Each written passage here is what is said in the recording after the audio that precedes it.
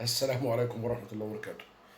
النهاردة قنوات سي بي سي وقفت المذيعة المعروفة رضوى الشربيني بسبب تصريح عجيب وغريب.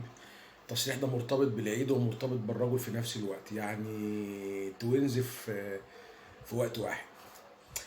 منزلة تويتر، بعدين بتقول لها ليه بتقول لك فيه ليه البنات مش بتحب لحم الخروف مع انها مرتبطة بخروف. متشكرين يا ست رضوى، يعني انت خليتي كل الرجاله خرفان.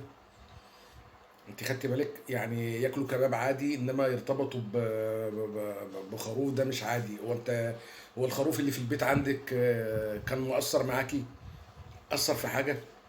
ليه كده تعممي؟ اذا كان عندك مشكله اسريه تخص الخروف اللي تبعك، ليه تدخلي الرجاله فيها وتعممي؟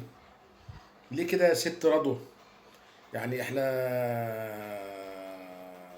بندعم الخروف اللي عندك ونقول له لازم تاخد حقك. انت يعني مش معنى ان هي بتقول عليك خروف ان انت تتاكل كده، يعني تتاكل مره على هيئه كباب، مره على هيئه كفته، حقك مهضوم على طول.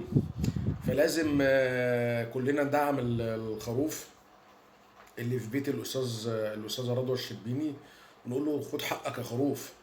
لانك انت بتهاونك مع النعجه.